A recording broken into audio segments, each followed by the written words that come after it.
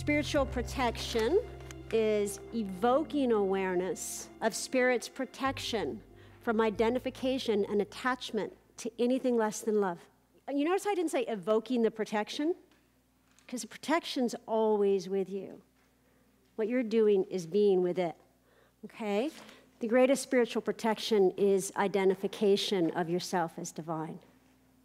So if you're identifying with the Lord and as one with the light, you have no karma, and karma is the only reason you pick up things.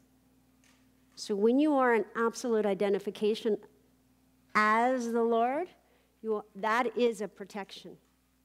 Make sense?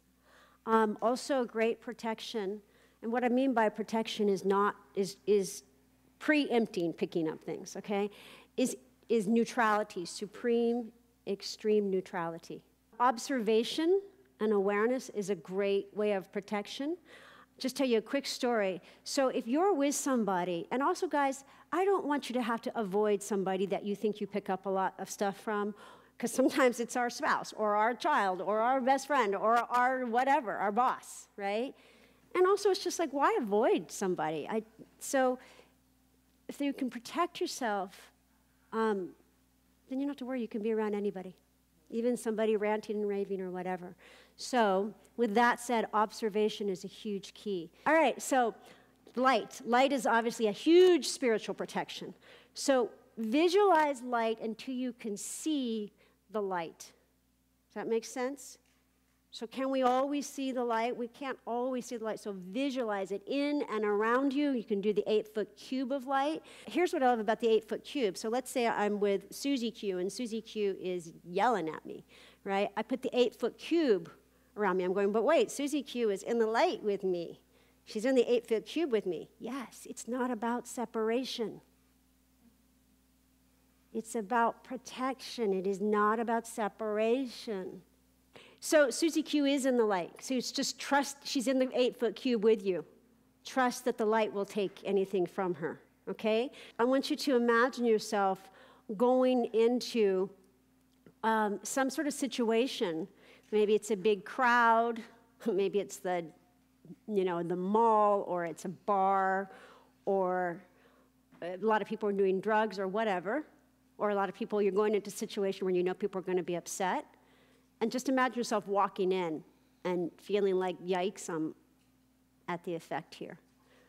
Okay, now back out of the situation and put the 8-foot, right, you're about to go in, put the 8-foot cube of light around you. See it, bright, brilliant white light until it turns into the clear light of the Holy Spirit. Just brilliant, bright light, 8-foot cube around you, above you, on each side of you. Nothing gets through that light. Nothing gets to you through that. But it doesn't stop the loving, just that which is less than loving. And now walk into that situation.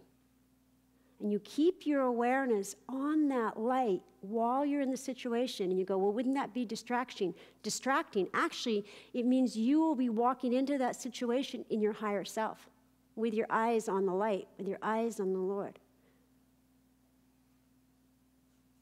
See yourself talking to somebody and being aware of the light, and see if that changes the conversation.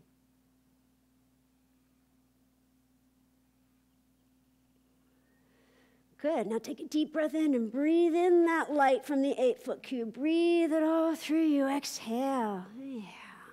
Reach your hands out again and just shake them out. Yeah. Good. You can use anything as a protection. It's all about intention, okay? So have you heard the biblical phrase, thy rod and staff, they comfort me? The rod symbolizes the light, and the staff, the sound, the light and sound. So, what the heck is a rod and staff?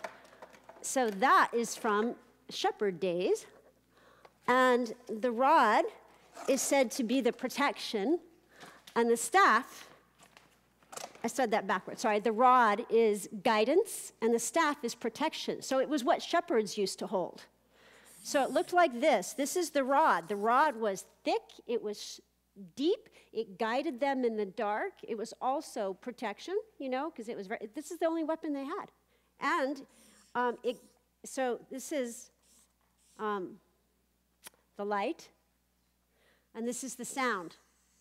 That's what a staff is. That's a staff. It's a curly cue, and they would use that to bring lost sheep back, and they would use it as a weapon, as protection. Apparently this was like against wolves and things like that. So the light, so you have the light and the sound. Remember I said identification is the greatest protection? Yeah. So I want you to just now see yourself doing light work. You're about to do a workshop. You're about to lead a dance class. You're about to counsel a client. And you've got to go in as a spiritual warrior. Okay? You're going to do light work. So I want you to see yourself just walking into the seminar or with the client. Like, you're fine. You're good. And there could be an up-leveling. So now I want you to see yourself holding the rod and staff, holding the light and sound. And it's as big as your body, and in fact, it's as big as a house, and in fact, it's as big as a mountain. And you've got that rod and staff in your right hand, and it's encompassing everything. And you are holding the light and sound.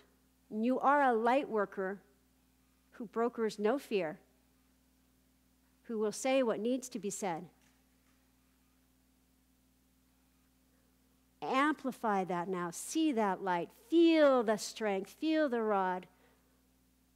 Experience the staff. You are the light. You are the sound. Now perhaps someone speaks something that makes you a little nervous. You hold that rod and staff in front of you. The light and sound. Keep your eyes on that and speak from that place. And in fact, go ahead as one. Speak from spirit. Speak out loud what is true for you. I am. I am the rod and staff. I am light and sound. I am one with the truth. I am the work of light. Take a deep breath in. Place that rod and staff on your heart chakra. Press it into your heart. Absorb that light and sound all through you. Stretch, reach up and let it fully absorb. Exhale. Yeah. Beautiful. So that is an example of spiritual protection.